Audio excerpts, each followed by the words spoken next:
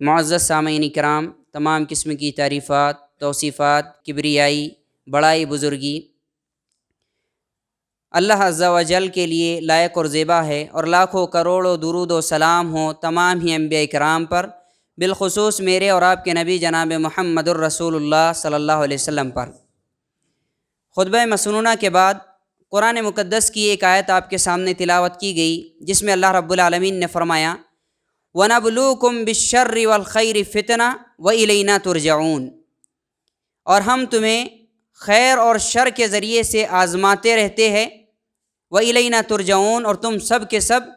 بالآخر ہماری ہی جانب لوٹائے جاؤ گے۔ اس آیت میں اللہ رب العالمین نے اپنے ایک قانون کا ذکر کیا ہے کہ یہ ہمارا دستور ہے، یہ ہمارا قانون ہے کہ دنیا میں جب ہم نے تمہیں پیدا کیا ہے تو خیر اور شر کے ذریعے سے تمہاری آزمائش ہم کریں گے، اور وہ آزمائشات میں کامیاب ہو کر ایک بندہ جنت میں داخل ہوگا اور ناکام ہو کر ایک بندہ جہنم میں داخل ہوگا۔ تو اللہ رب العالمین بندوں کی آزمائشات کرتا ہے، کبھی خوشحالی کے ذریعے، کبھی بدحالی کے ذریعے، کبھی خوشیوں کے ذریعے، کبھی غموں کے ذریعے۔ تو پوری کی پوری زندگی میں اللہ رب العالمین اسے آزماتا ہے، اور جب وہ کامیاب ہوتا ہے تو یا تو اپنے آپ کو کامیاب کر کے وہ جنتی بنتا ہے، یا ناکام ہونے کے بعد وہ جہنم کے اندر داخل کیا جاتا ہے۔ جس دنیا میں ہم جی رہے ہیں، کئی طرح کے فتنے اللہ رب العالمین اس دنیا کے اندر ہمارے اوپر ڈالے ہوئے ہیں، جس کے ذریعے سے ہمیں آزماتا ہے۔ کبھی تو فتنہ اولاد اور مال میں ہوتا ہے، جیسا کہ اللہ رب العالمین نے فرمایا وَإِنَّمَا أَمْوَالُكُمْ وَأَوْلَادُكُمْ فِتْنَةٌ وَاللَّهُ عِندَهُ أَجْرٌ عَظِيمٌ، اور بے شک تمہارے مال اور تمہاری اولادیں تمہارے لیے فتنہ ہے، تمہارے لیے آزمائش ہے، اور اللہ رب العالمین ہی کے پاس عظیم اجر ہے۔ اللہ کے نبی صلی اللہ علیہ وسلم کی ایک حدیث حضرت بریدہ رضی اللہ تعالیٰ عنہ بیان فرماتے ہیں کہ اللہ کے نبی صلی اللہ علیہ وسلم ممبر پر تشریف فرما تھے، خطبہ دے رہے تھے۔ اللہ کے نبی صلی اللہ علیہ وسلم کے نواسے حسن اور حسین رضی اللہ عنہما سرخ قمیص پہنے ہوئے گرتے پڑتے مسجد کے اندر تشریف لے آئے۔ جب اللہ کے نبی صلی اللہ علیہ وسلم نے ان کو گرتے پڑتے ہوئے دیکھا تو ممبر سے نیچے اتر گئے، ان کے پاس گئے، ان کو گود میں اٹھا کر لے آئے، اور اپنے سامنے اللہ کے نبی نے ان کو بٹھا لیا، اور اس کے بعد اللہ کے نبی صلی اللہ علیہ وسلم فرمانے لگے اللہ نے سچ فرمایا ہے انما اموالکم واولادکم فتنہ، کہ بے شک تمہارا مال، تمہاری اولادیں تمہارے لیے آزمائش ہے، تمہارے لیے فتنہ ہے۔ اگر آپ غور کریں تو بڑا ہی دقیق نقطہ اس آیت کے اندر یا اللہ کے نبی صلی اللہ علیہ وسلم کے اس فرمان کے اندر موجود ہے۔ اللہ کے نبی صلی اللہ علیہ وسلم نے فتنہ کس چیز کو کہا؟ اللہ کے نبی صلی اللہ علیہ وسلم نے گویا کہ اس آیت سے استدلال کر کے فتنہ اس چیز کو قرار دیا کہ جو چیز آپ کو اللہ کے دین سے، اللہ کے ذکر سے، اسلام سے تھوڑے دیر کے لیے بھی غافل کر دے، وہ چیز فتنہ ہے۔ پھر چاہے وہ آپ کی اولاد ہو، چاہے آپ کا مال ہو، چاہے آپ کے احباب ہو، چاہے آپ کا کاروبار ہو، چاہے دنیا کی کوئی بھی چیز ہو، اگر وہ دین سے تھوڑی دیر کے لیے بھی آپ کو غافل کر رہی ہے تو وہ فتنہ ہے۔ اللہ کے نبی صلی اللہ علیہ وسلم نے اپنے نواسوں کی محبت کی وجہ سے، اور خود اللہ کے نبی کہتے کہ میرے نواسوں کو جب میں نے گرتا پڑتا ہوا دیکھا تو میں صبر نہیں کر سکا، اور میں ممبر سے نیچے اتر گیا، اور میں نے یہاں پر جو خطاب کر رہا تھا اس کو ترک کر دیا۔ تو اللہ کے نبی صلی اللہ علیہ وسلم اپنی اولاد کی وجہ سے خطبے کو چھوڑ کر نیچے اترنے پر مجبور ہو گئے۔ تو فتنہ کبھی بندوں کی اولاد بھی ان کے لیے بن جاتی ہے، ان کی اولاد بھی ان کے لیے آزمائش بنتی ہے۔ قرآن مقدس میں ایک مثال اس کی اور بیان کی گئی ہے۔ اللہ رب العالمین نے فرمایا سَيَقُولُ الْمُخَلَّفُونَ مِنَ الْأَعْرَابِ شَغَلَتْنَا أَمْوَالُنَا وَأَهْلُنَا فَاسْتَغْفِرْ لَنَا يَقُولُونَ بِأَلْسِنَتِهِمْ مَا لَيْسَ فِي قُلُوبِهِمْ۔ اللہ رب العالمین فرماتا ہے کہ اے اللہ کے نبی صلی اللہ علیہ وسلم، دیہاتیوں میں سے وہ لوگ جو جنگ سے پیچھے رہ گئے، یہ لوگ آپ سے آ کر کہے گے ہماری اولاد کی وجہ سے، ہمارے مال و متاع کی وجہ سے ہم مشغول تھے، ہمارے مال نے اور ہماری اولادوں نے ہمیں مشغول رکھا، البتہ اے اللہ کے نبی اب ہمارے لیے آپ بخشش کی دعا کر دیجئے۔ یقولون بِأَلْسِنَتِهِمْ مَا لَيْسَ فِي قُلُوبِهِمْ، یہ اپنی زبانوں سے ایسی باتیں کہتے ہیں جو ان کے دل میں نہیں ہیں، ان کے دل میں کچھ اور ہے، زبانوں سے بس ایسی باتیں کہہ دیتے ہیں جو دل میں نہیں ہے، یعنی دل میں ان کے ایمان نہیں ہوتا، اولاد کی محبت دین پر غالب ہے،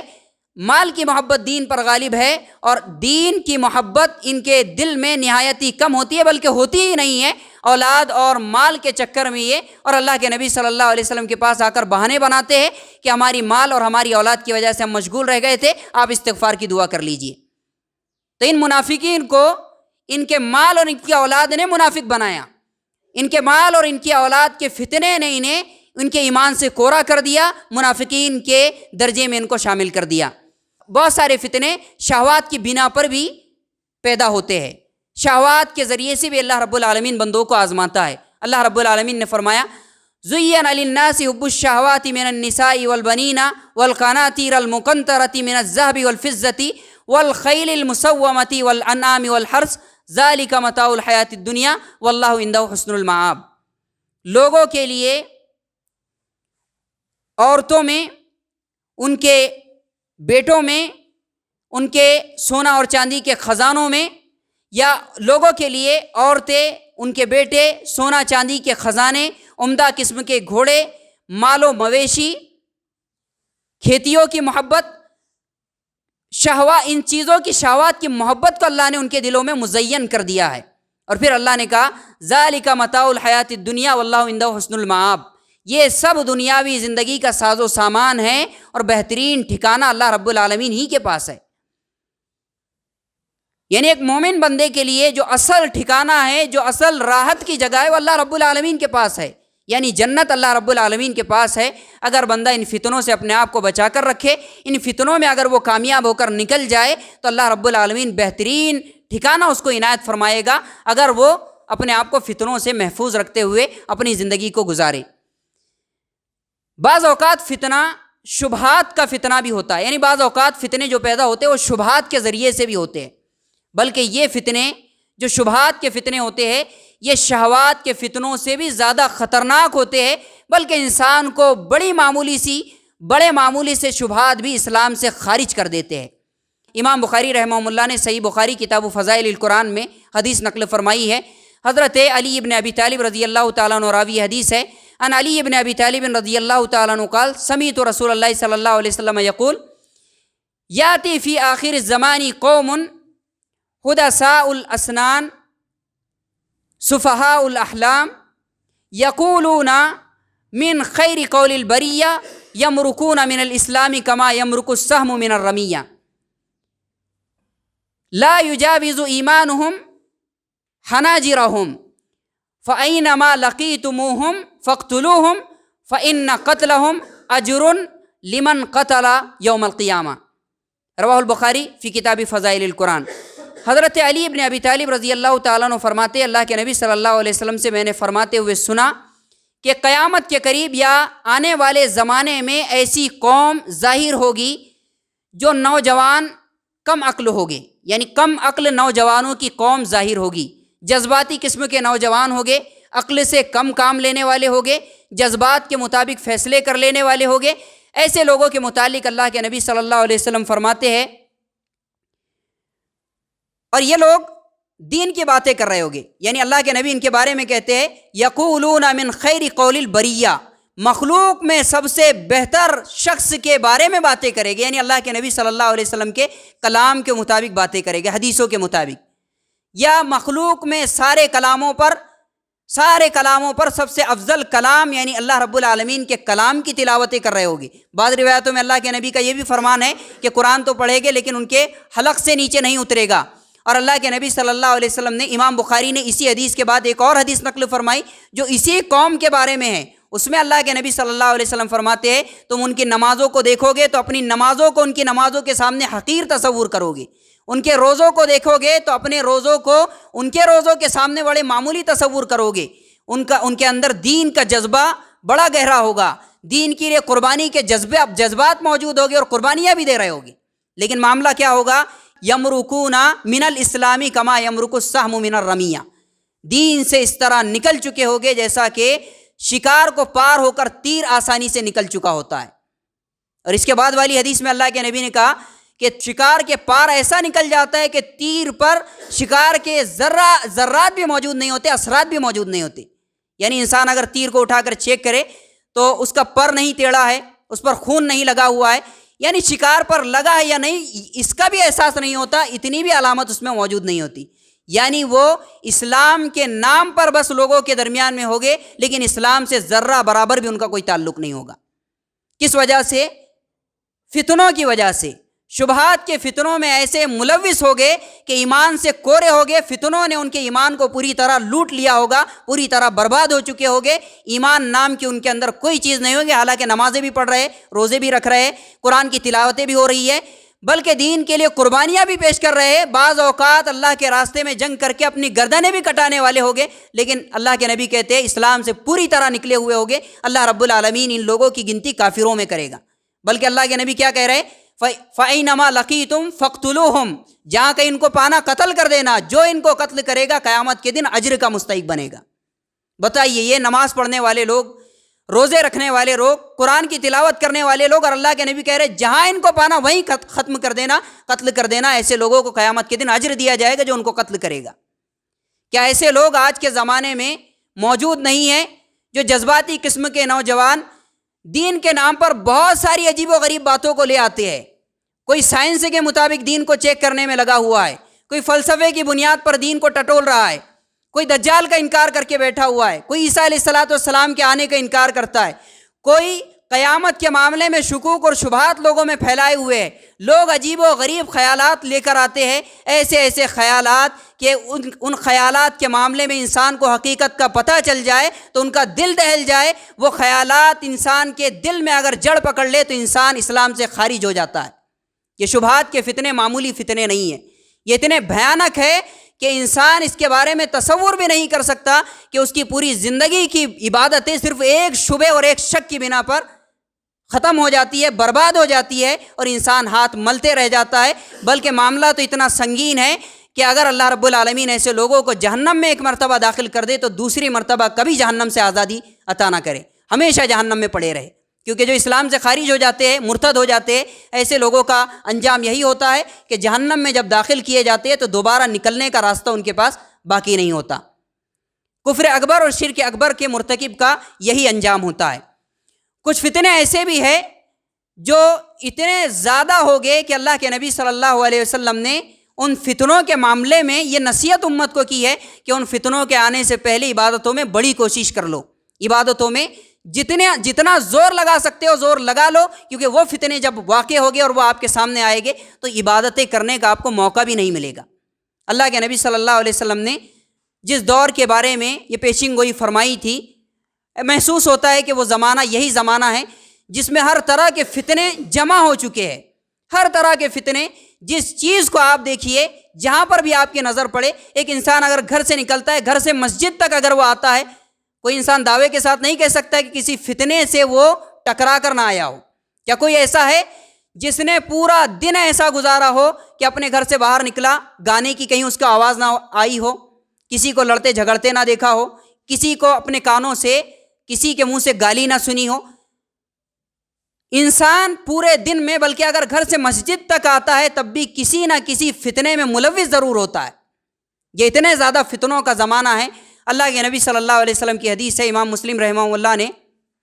کتاب الایمان میں نقل فرمائی، حضرت ابو ہریرہ رضی اللہ تعالیٰ عنہ راوی حدیث ہے، عن ابی ہریرہ رضی اللہ تعالیٰ عنہ ان رسول اللہ صلی اللہ علیہ وسلم قال بادروا بالاعمال فتنا كقطع الليل المظلم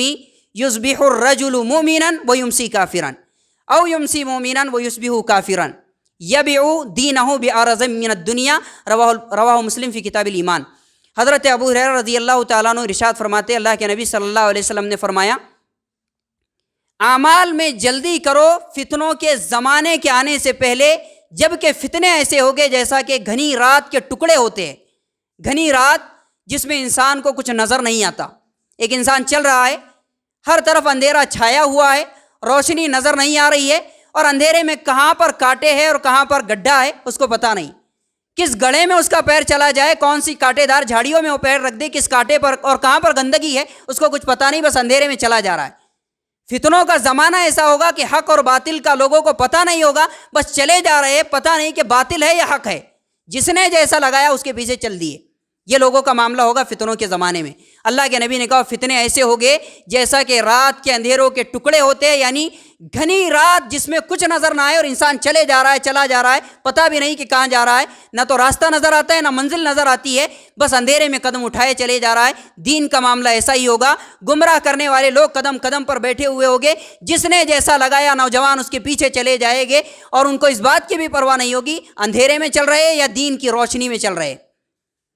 اللہ کے نبی صلی اللہ علیہ وسلم فرماتے ہیں یہ فتنوں کا معاملہ اتنا بھیانک ہوگا، یصبح الرجل مومنا ویمسی کافرا، صبح کے وقت میں مومن بندہ شام ہوتے ہوتے کافر ہو جائے گا،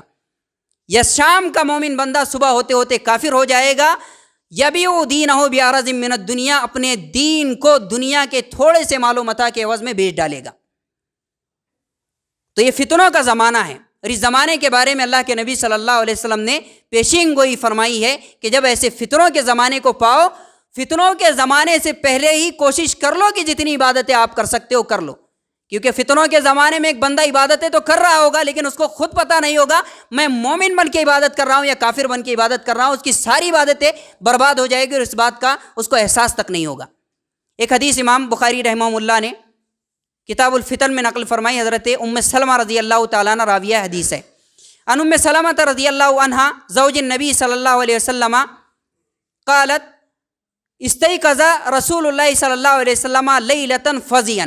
یقول سبحان اللہ ماذا انزل اللہ من الخزائن وما انزل من الفتن من یوقظ صواحب الحجرات یرید ازواجہ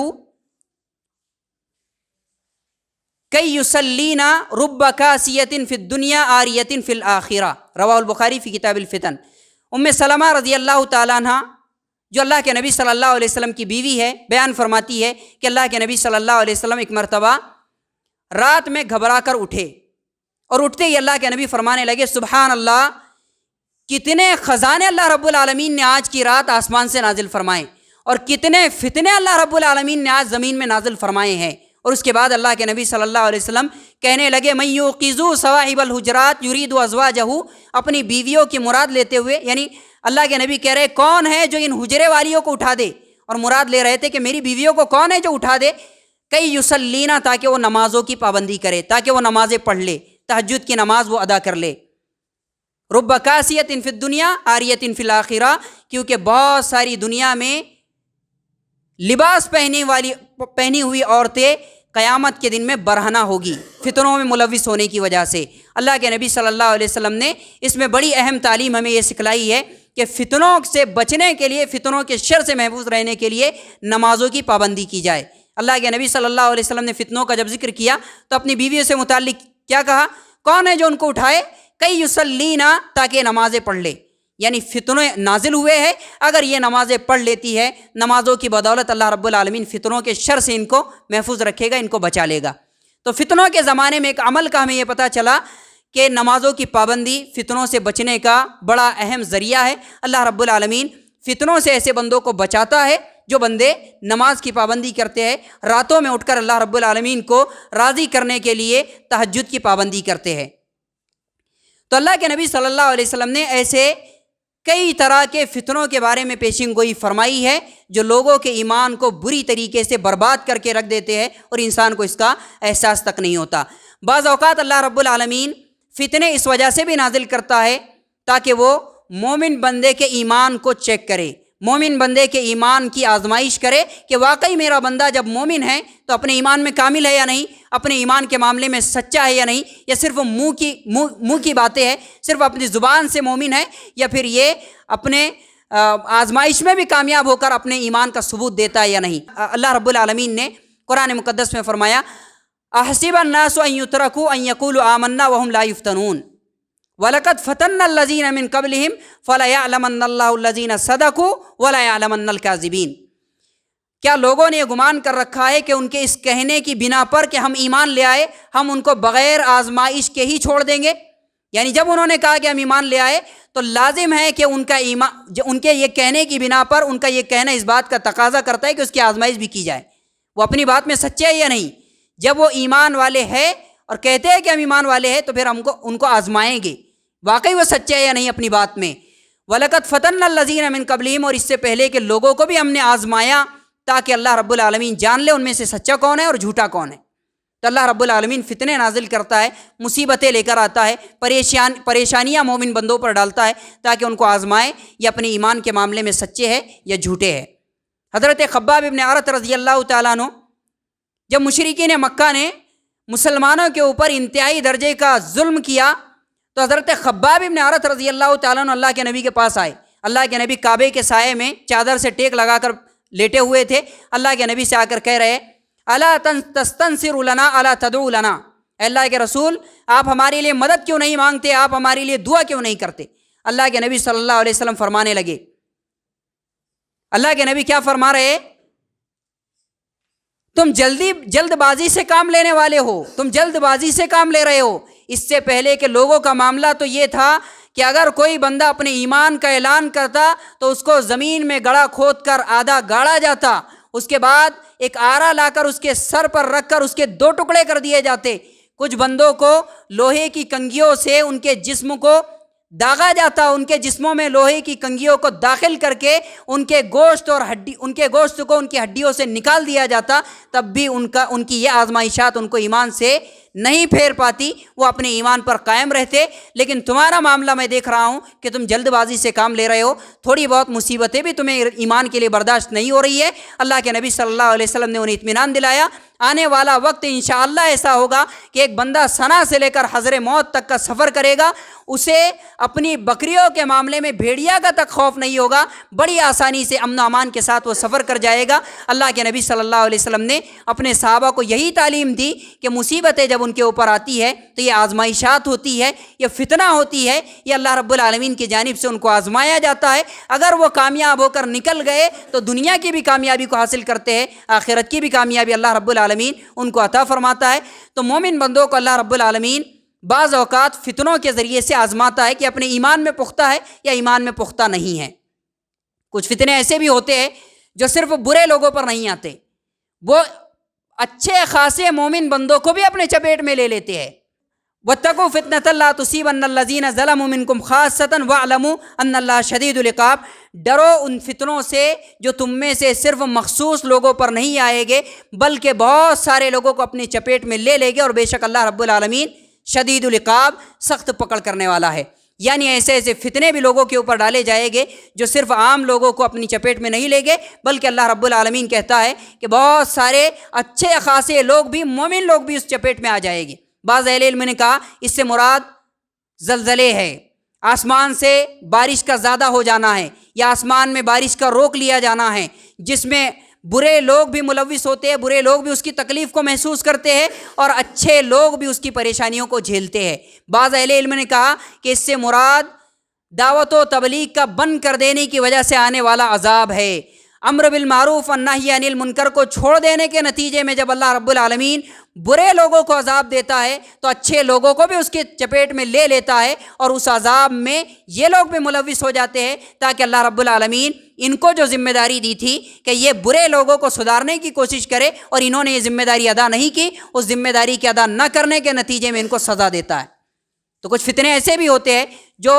برے لوگوں کے ساتھ ساتھ اچھے لوگوں کو بھی اپنے چپیٹ میں لے لیتے ہیں۔ یہ فتنوں کی مختلف قسمیں تھیں جو آپ کے سامنے میں نے بیان کی۔ اصل موضوع میرا یہ ہے کہ یہ فتنوں کے زمانے میں ایک مومن کو کون سی تعلیمات کی پابندی کرنا چاہیے، کون سے ایسے طریقہ کار ہیں جن کو اختیار کرنا چاہیے جس کے ذریعے سے وہ اپنے آپ کو فتنوں سے محفوظ رکھ سکتا ہے۔ سب سے پہلا کام یہ ہے کہ ہر مصیبت، ہر فتنے سے بچنے کے لیے اللہ رب العالمین نے سب سے بڑا ہتھیار اور سب سے بڑا ذریعہ جو ہمیں دیا ہے وہ ہے دعا۔ دعا کے ذریعے سے بڑی بڑی مصیبتیں، بڑے بڑے فتنے ٹل جاتے ہیں۔ دعاؤں کی جب اللہ رب العالمین سے بندہ کسی چیز کا مطالبہ کرتا ہے تو اللہ رب العالمین اس بندے کو ان مصیبتوں سے نجات دیتا ہے۔ ہر پریشان حال انسان جب اللہ رب العالمین کی طرف رجوع کرتا ہے، اللہ سے مانگتا ہے، تو اللہ رب العالمین اس کو خالی ہاتھ نہیں لوٹاتا۔ حضرت سلمان فارسی رضی اللہ تعالیٰ عنہ بیان فرماتے ہیں، اللہ کے نبی صلی اللہ علیہ وسلم نے فرمایا، ان اللہ حی کریم یستحیی من عبدہ اذا رفع یدیہ الیہ فیردہما صفرا۔ اللہ سب سے زیادہ حیا کرنے والا بھی ہے، سب سے زیادہ جود و سخا والا بھی ہے، خوب لٹانے والا ہے، اور اللہ رب العالمین کو اس بات سے شرم آتی ہے کہ جب کوئی بندہ اس کے سامنے ہاتھ پھیلائے تو اس کے ہاتھ کو وہ خالی لوٹائے. تو جب کوئی بندہ دعا کرتا ہے تو اللہ بغیر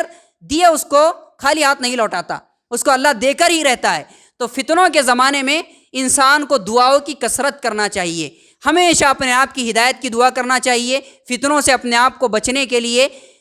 دعائیں کرتے رہنا چاہیے. دعاؤں کے ذریعے سے اللہ رب العالمین فتنوں کو ٹال دیتا ہے. حضرت زید بن ثابت رضی اللہ تعالیٰ عنہ کی حدیث حضرت امام مسلم رحمہ اللہ نے صحیح مسلم میں کتاب الجنہ کے اندر نقل فرمائی ہے. طویل روایت ہے، اس کے الفاظ یہ ہے کہ اللہ کے نبی صلی اللہ علیہ وسلم صحابہ اکرام سے مخاطب ہو کر کہتے ہیں تعوذوا باللہ من الفتن ما ظہر منہا وما بطن.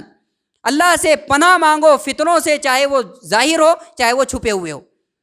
تو لوگوں نے کہا، جب اللہ کے نبی نے یہ حکم ان کو دیا تو لوگوں نے بلند آواز میں کہا نعوذ باللہ من الفتن ما ظہر منہا وما بطن. ہم اللہ رب العالمین سے ہم اللہ رب العالمین کی پناہ حاصل کرتے ہیں ان تمام فتنوں سے جو ظاہر ہے اور جو چھپے ہوئے ہیں. تو دعاؤں کے ذریعے سے بندہ اللہ رب العالمین سے فتنوں کے ختم کرنے کا مطالبہ کرے تو دعاؤں کے ذریعے سے اللہ رب العالمین فتنوں سے بندے کو محفوظ رکھتا ہے اور فتنوں کو ختم کر دیتا ہے. اسی طرح خود اللہ رب العالمین اللہ کے نبی کے خواب میں آیا، اور خواب میں آنے کے بعد اللہ کے نبی کو کچھ نصیحتیں کی. ان نصیحتوں میں اللہ کی ایک نصیحت اللہ کے نبی کے لیے یہ بھی تھی یا محمد اذا صلیت فقل اللہم انی اسألوک فعل الخیرات وترک المنکرات وحب المساکین وَإِذَا أَرَدْتَ بِعِبَادِكَ فِتْنَةً فَاقْبِضْنِي إِلَيْكَ غَيْرَ مَفْتُونٍ. اے اللہ میں تجھ سے نیکی کے کاموں کی توفیق کا مطالبہ کرتا ہوں، گناہ کے کاموں کو چھوڑنے کا مطالبہ کرتا ہوں، یعنی گناہ کے کاموں کو چھوڑنے کی توفیق کا مطالبہ کرتا ہوں. مساکین سے محبت کرنے کا جذبہ میرے اندر پیدا ہو، اس بات کا میں تجھ سے مطالبہ کرتا ہوں. اور اے اللہ جب تو اپنے بندوں کو فتنوں میں ملوث کرنے کا ارادہ کرے تو اے اللہ مجھے فتنوں میں ملوث کیے بغیر پہلے ہی اپنے پاس بلا لینا، پہلے ہی میری روح کو قبض کر لینا. یہ دعا اللہ کے نبی صلی اللہ علیہ وسلم کو خود اللہ نے سکھائی خواب میں آ کر. اللہ کے نبی صلی اللہ علیہ وسلم نماز کے بعد اس دعا کو پڑھا کرتے تھے. تو اس دعا کا اہتمام کرنا بھی فتنوں سے بچنے کا بڑا اہم ذریعہ ہے. دوسرا کام ہمیں یہ کرنا ہے کہ عقیدہ توحید کے اندر اپنے آپ میں پختگی پیدا کرنا ہے. عقیدہ توحید کی پختگی بندے کو بڑے بڑے فتنوں سے نجات دلاتی ہے، بڑے بڑے فتنوں سے انسان بچ جاتا ہے عقیدے کا پختہ بندہ ہونے کی وجہ سے. اللہ رب العالمین نے فرمایا ما اصاب من مصیبت الا باذن اللہ ومن یؤمن باللہ یہدی قلبہ واللہ بکل شیء علیم. ما اصاب من مصیبت الا باذن اللہ، کوئی بھی مصیبت نہیں آتی مگر اللہ کی اجازت سے.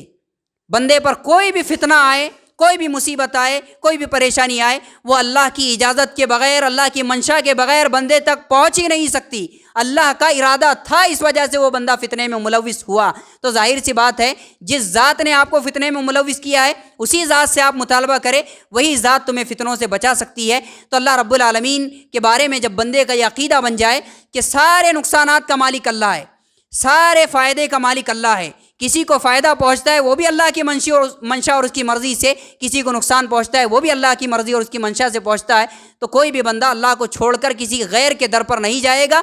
مزاروں پر، باباؤں کے پاس، پیر پگاڑوں کے پاس جا کر ماتھے نہیں ٹیکے گا. ایک اللہ رب العالمین سے اپنے تعلق کو جوڑے گا، اسی سے خیر کا مطالبہ کرے گا، اسی سے شر سے بچنے کی تمنا کرے گا. اور اللہ رب العالمین ایسے بندوں کو بہت جلدی فتنوں سے نجات دیتا ہے جو عقیدے کے پختہ ہوتے ہیں. حضرت ابن عباس رضی اللہ تعالیٰ عنہ تقریباً ان کی عمر اللہ کے نبی کی وفات کے وقت میں 10 سال کی تھی، یا غالباً فتح مکہ کے وقت میں 10 سال کی ان کی عمر تھی. ہجرت کے بعد میں یہ پیدا ہوئے. تو آپ گمان کر سکتے ہیں کہ ابن عباس کتنے چھوٹے رہے ہو کہ جب اللہ کے نبی ان کو نصیحت کر رہے. ابن عباس رضی اللہ تعالیٰ عنہ اللہ کے نبی کی نصیحتیں بتا رہے. ان ابن عباس رضی اللہ تعالیٰ عنہ قال کنت خلف رسول اللہ صلی اللہ علیہ وسلم یا غلام اعلمک کلمات. حضرت ابن عباس کہتے ہیں کہ اللہ کے نبی کے پیچھے میں سواری پر بیٹھا ہوا تھا اور اللہ کے نبی میرے سے مخاطب ہو کر کہتے ہیں یا غلام، اے لڑکے، اعلمک کلمات، میں تجھے کچھ باتیں سکھا رہا ہوں، اس کو اچھے طریقے سے یاد کر لے، اچھے طریقے سے اس کو یاد کر لے، اس کو سیکھ لے. احفظ اللہ یحفظک، اللہ کے دین کی حفاظت کر، اللہ تیری حفاظت کرے گا. احفظ اللہ تجدہ تجاہک، اللہ کو یاد کر، مدد کے لیے ہمیشہ تو اللہ کو اپنے سامنے پائے گا. اذا سالت فاسأل اللہ، جب مانگنا ہو تو اللہ ہی سے مانگ، واذا استعنت فاستعن باللہ، جب مدد طلب کرنی ہو اللہ ہی سے مدد طلب کر۔ وعلم، جان لے، ان الامۃ لو اجتمعت علی ان یضرک بشیء لم یضرک الا بشیء قد کتبہ اللہ علیک، جان لے اگر پوری امت مل کر تجھے نقصان پہنچانے کی کوشش کرے اور اللہ نے تیری تقدیر میں جتنا نقصان لکھا ہے اتنا ہی پہنچا سکتی ہے، اس سے ذرہ برابر بھی زیادہ نقصان نہیں پہنچا سکتی۔ اور اگر پوری وَلَوِ اجْتَمَعُوا عَلَىٰ أَن يَنفَعُوكَ بِشَيْءٍ لَمْ يَنفَعُوكَ إِلَّا بِشَيْءٍ قَدْ كَتَبَهُ اللَّهُ لَكَ رُفِعَتِ الْأَقْلَامُ وَجُفَّتِ الصُّحُفُ، اور اگر پوری دنیا مل کر تجھے نفع پہنچانے کی کوشش کرے تو اتنا ہی نفع پہنچا سکتی ہے جتنا کہ اللہ نے تیری تقدیر میں لکھا ہے، اس سے زیادہ نہیں پہنچا سکتی۔ جان لے کہ قلم اٹھا لیے گئے، تقدیر لکھنے والے قلم اٹھا لیے گئے، اوراق سوکھ چکے ہیں، اب تقدیر میں ہیر پھیر ہونے والا نہیں ہے۔ تو اللہ رب العالمین اپنی منشا سے بندوں کو جب فائدہ پہنچاتا ہے تو دنیا کا کوئی ایسا انسان نہیں ہے، دنیا کی کوئی ایسی طاقت نہیں ہے جو اس کو نقصان پہنچا دے، اور جس کو اللہ نقصان پہنچانا چاہے تو دنیا کا کوئی ایسا انسان نہیں ہے جو اس کو فائدہ پہنچا دے۔ سارے معاملات اللہ رب العالمین کی منشا سے جڑے ہوئے ہیں، جب وہ چاہتا ہے تبھی معاملات وجود میں آتے ہیں۔ اس لیے فتنے میں بھی انسان ملوث ہوتا ہے، اس میں بھی اللہ کی منشا ہوتی ہے، اللہ کی حکمت کار فرما ہوتی ہے، تو اللہ ہی سے مطالبہ کیا جائے، اپنے عقیدے کو مضبوط رکھا جائے۔ ایسے وقت میں اللہ رب العالمین بندوں کو فتنوں سے محفوظ رکھتا ہے۔ تیسرا کام ہمیں یہ کرنا ہے فتنوں کے زمانے میں، کتاب و سنت کی پابندی کرنا ہے، کتاب و سنت کو اپنی زندگی کا دستور بنانا ہے، کتاب و سنت کو مضبوطی سے تھامے رکھنا ہے۔ کتاب و سنت کو اللہ رب العالمین نے فتنوں کے زمانے میں نور کی حیثیت عطا فرمائی ہے۔ اللہ کے نبی جس زمانے میں تشریف لے آئے تھے، شرک اور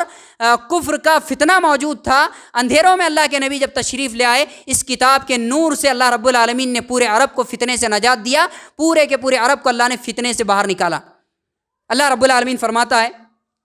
قد جاءکم من اللہ نور و کتاب مبین، در حقیقت تمہارے پاس اللہ کا نور اور اس کی کتاب آ چکی ہے۔ اللہ کے نبی بھی نور کی حیثیت سے تمہارے پاس آئے ہیں۔ اللہ کے نبی صلی اللہ علیہ وسلم جسمانی اعتبار سے تو بشر تھے، لیکن نبی ہونے کی حیثیت سے جو تعلیمات ہمارے پاس لے کر آئے تھے وہ نور سے کم نہیں تھی۔ اللہ کے نبی صلی اللہ علیہ وسلم کتاب اللہ ہمارے پاس لے کر آئے جو نور کی حیثیت رکھتی ہے، اور پھر آگے اللہ رب العالمین نے فرمایا یہدی بہ اللہ، اللہ رب العالمین اس کے ذریعے سے بندوں کو ہدایت دیتا ہے جو اللہ رب العالمین کی رضا کو طلب کرنے والے ہیں، سیدھے راستے پر ان کو چلاتا ہے، راستے ان کے لیے کھول دیتا ہے، سلامتی کے راستے ان کے لیے کھولتا ہے۔ وَيُخْرِجُهُم مِّنَ الظُّلُمَاتِ إِلَى النُّورِ بِإِذْنِهِ، اور اپنی منشا اپنی مرضی سے اندھیروں سے نکال کر لوگوں کو نور کی طرف لے آتا ہے۔ وَيَهْدِيهِمْ إِلَىٰ صِرَاطٍ مُسْتَقِيمٍ، اور انہیں سیدھے راستے کی جانب ہدایت کرتا ہے، سیدھے راستے کے اوپر ان کو لے آتا ہے۔ تو اللہ نے قرآن اور حدیث کے اندر یہ تاثیر رکھی ہے کہ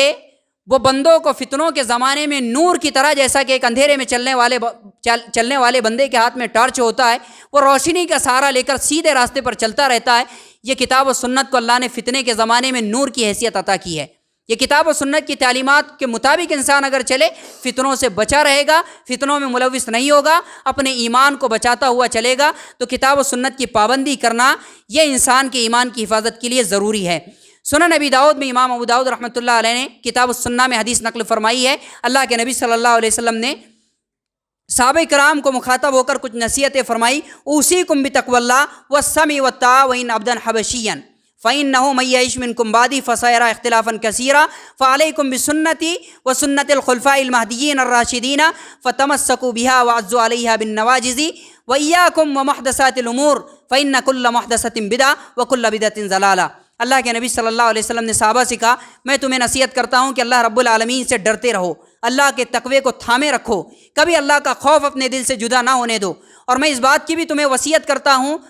کہ اپنے امیر کی اطاعت کرنا، اس کی باتوں کو سننا، چاہے حبشی غلام ہی تمہارا امیر کیوں نہ بنا دیا جائے۔ اگر کوئی حبشی غلام تمہارا بادشاہ بنا دیا جائے تو اس کی بھی اطاعت کرنا، بدصورت غلام تمہارا بادشاہ کیوں نہ بنا دیا جائے، اس کی اطاعت تم پر واجب ہے، اس کی مخالفت کبھی نہ کرنا، اس کی اطاعت سے کام لینا۔ اور اس کے بعد اللہ کے نبی نے کہا جو کوئی بھی میرے بعد زندہ رہے گا، میرے انتقال کے بعد جو بھی زندہ رہے گا، بہت سارے اختلافات کو دیکھے گا، تو ایسے وقت میں میں تمہیں یہ نصیحت کرتا ہوں کہ خلفائے راشدین کی سنت کو مضبوطی سے تھامے رکھنا، میری سنت کو مضبوطی سے پکڑے رکھنا، اس کو کبھی نہ چھوڑنا، دین میں نئے نئے امور کو ایجاد کرنے سے بچنا، کیونکہ دین میں نئے ایجاد کردہ امور بدعات ہے، اور بدعات گمراہی کا راستہ ہے۔ تو اللہ کے نبی صلی اللہ علیہ وسلم نے بھی ہمیں یہ نصیحت فرمائی ہے کہ کتاب و سنت کو مضبوطی سے تھامنے والے بندے فتنوں کے زمانے میں بھی ہدایت کے اوپر قائم رہیں گے، ہدایت کے مطابق چلتے رہیں گے، اور فتنے ان کا کچھ نہیں بگاڑ سکے گے۔ تو کتاب و سنت کو پابندی سے پکڑے رہنا یہ فتنوں کے زمانے میں ایک مومن کے لیے نہایت ہی ضروری کام ہے۔ چوتھا کام یہ ہے کہ انسان دین کے علم کو حتی المقدور حاصل کرے۔ دین کا علم حاصل کرنے والے بندے بھی فتنوں سے اپنے آپ کو بچانے میں کامیاب ہو جاتے ہیں۔ اللہ رب العالمین نے فرمایا فلولا نفر من كل فرقة منهم طائفة ليتفقهوا في الدين ولينذروا قومهم اذا رجعوا اليهم لعلهم يحذرون۔ ایسا کیوں نہیں کرتے، یا انہیں ایسا کر لینا چاہیے کہ ان میں کی ہر ایک بڑی جماعت میں سے چھوٹی جماعت دین کے فہم کو حاصل کرنے کے لیے نکلے، اور جب وہ اپنے لوگوں میں واپس آئے تو ان کو دین کی باتیں بتا کر ڈرائے، ان کو آگاہ کرے تاکہ یہ لوگ ڈرنے والوں میں سے ہو جائے۔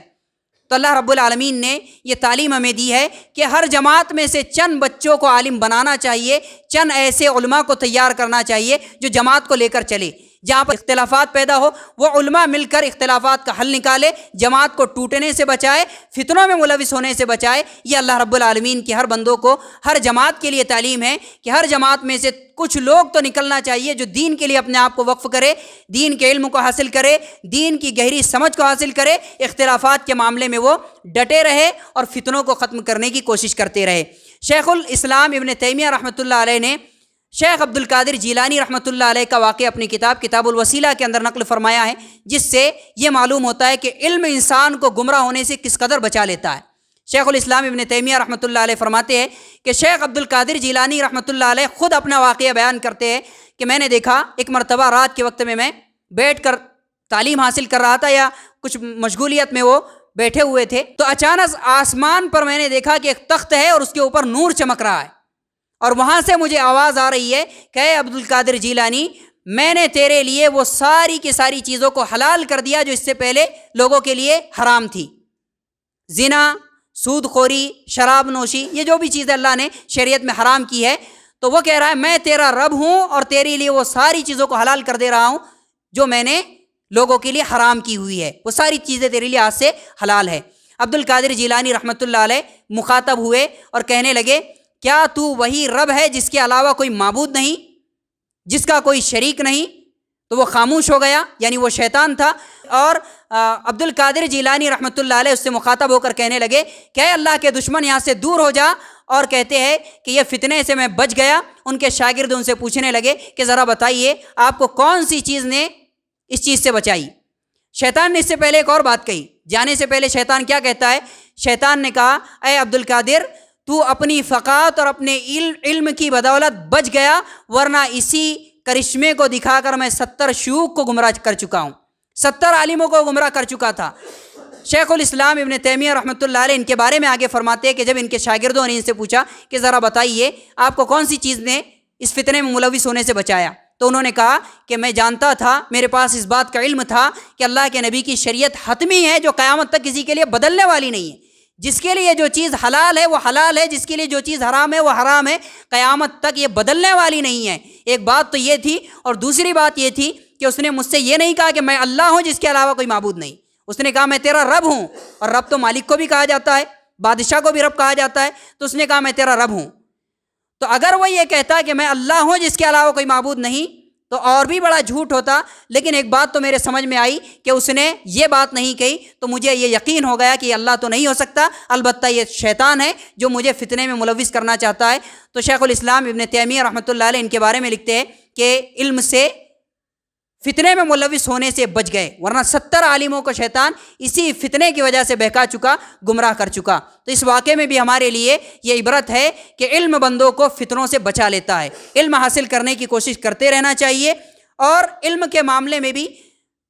لوگ فتنے میں ملوث ہو جاتے ہیں۔ علم تو فتنوں سے بچانے والی چیز ہے، لیکن علم حاصل کرنے کے چکر میں پھر لوگ آگے فتنے میں پڑ جاتے ہیں۔ کس طرح پڑھتے ہیں؟ بخاری شریف کتاب العلم کی حدیث ہے، اللہ کے نبی صلی اللہ علیہ وسلم نے بیان فرمایا ان اللہ لا يقبض العلم انتزاعا ينتزعه من الناس ولكن يقبض العلم بقبض العلماء حتى لم يبقي عالما اتخذ الناس رؤوسا جهالا فسئلوا فافتوا بغير علم فضلوا واضلوا، رواه البخاری فی کتاب العلم، کہ بے شک اللہ رب العالمین علم کو اٹھائے گا، لیکن علم کو عالموں کے دلوں سے چھین کر نہیں اٹھائے گا، بندوں کے دلوں سے نکال کر نہیں اٹھائے گا کہ سوتے وقت تو عالم تھا، جب اٹھا تو کچھ یاد نہیں رہا، اس طرح نہیں اٹھائے گا، بلکہ اللہ رب العالمین عالموں کو موت دے کر علم کو ختم کرے گا۔ بڑے بڑے عالم دھیرے دھیرے ہمارے زمانے میں اٹھتے چلے جا رہے ہیں، اور اسی طرح اللہ رب العالمین عالموں کو موت دیتا جائے گا۔ پھر ایک وقت ایسا آئے گا کہ دنیا میں عالم نہیں بچے گے۔ لم یبقی عالما اتخذ الناس رؤوسا جہالا، لوگ جاہلوں کو اپنا مفتی بنا کر آگے کر لیں گے، اور پھر ان مفتیوں سے فتویٰ جب پوچھے گے تو بغیر علم کے لوگوں کو بے بنیاد باتوں میں لگا رہے ہوگے، خود بھی گمراہ ہوگے، لوگوں کو بھی گمراہ کرے گے۔ تو جب علم حاصل کرنے کی بات آتی ہے تو لوگ اس بات کی پرواہ نہیں کرتے کہ کون حقیقی معنوں میں عالم ہے اور کون ایسا ہی تھوڑا بہت ادھر ادھر کی جانکاری حاصل کر لینے والا ہے۔ تھوڑی بہت جانکاری کی بات کر لینے والے انسان کو عالم سمجھ لیتے ہیں، اس سے علم حاصل کرنے لگتے ہیں، پھر وہ عجیب و غریب خیالات آپ کے ذہن میں ڈالتا ہے، عجیب و غریب شکوک اور شبہات آپ کے دل میں پیدا کر دیتا ہے۔ اور میں نے جیسا کہ بتایا، شکوک اور شبہات کے فتنے اتنے بدترین ہوتے ہیں کہ انسان کو کافر بھی بنا دیتے ہیں اور انسان کو اس کا احساس نہیں ہوتا۔ اس لیے بہت ضروری ہے کہ بندہ اس معاملے میں احتیاط کرے، علماء ہی سے دین کا علم حاصل کرے۔ اور یہ ایک تو عقل مندی کی بات یہی ہے کہ انسان جب بیمار ہوتا ہے تو ڈاکٹر سے جا کر اپنا علاج کراتا ہے، کوئی انجینئر کے پاس جا کر اپنا علاج نہیں کراتا۔ گھر کا نقشہ بنانا ہو تو ڈاکٹر سے جا کر اپنا نقشہ نہیں بنواتا۔ تو جب دنیا کے معاملات میں آپ اپنی عقل کو استعمال کرتے ہیں، آپ اپنے زیور کو لوہار کے پاس نہیں لے کر جاتے، اور اگر لوہار والا کام ہو تو سنار کے پاس جا کر نہیں کراتے۔ تو جب دین کا معاملہ آتا ہے، عقائد کے مسائل آتے ہیں اور دینی مسائل کا معاملہ آتا ہے، تو لوگ ڈاکٹروں سے، انجینئروں سے اور عجیب و غریب لوگوں سے جو دین کا تھوڑا بہت علم حاصل کر لیتے ہیں، تھوڑی بہت معلومات چلتے پھرتے انہیں حاصل ہو جاتی ہے، ان سے اپنے مسائل کا حل معلوم کرنے لگتے ہیں، پھر وہ خود بھی گمراہ ہوتے ہیں، دوسروں کو بھی گمراہ کرتے ہیں، خود بھی فتنوں میں ملوث ہوتے ہیں، دوسروں کو بھی فتنوں میں ملوث کرتے ہیں۔ البتہ ایسے وقت میں لوگوں کے لیے نہایت ہی ضروری ہے یہ بات کہ وہ علماء کو بھی پہچانے، علم کو بھی پہچانے اور اس کے مطابق چلنے کی کوشش کرے، تاکہ فتنوں کے زمانے میں وہ فتنوں سے اپنے آپ کو محفوظ رکھ سکے۔ اللہ رب العالمین سے دعا ہے بیان کردہ باتوں پر عمل کرنے کی ہمیں توفیق عطا فرمائے، چھوٹے بڑے ہر طرح کے فتنوں سے ہماری حفاظت فرمائے، اپنے ایمان اور اعمال صالحہ کی حفاظت کی ہمیں توفیق عطا فرمائے۔ آمین و ما علینا۔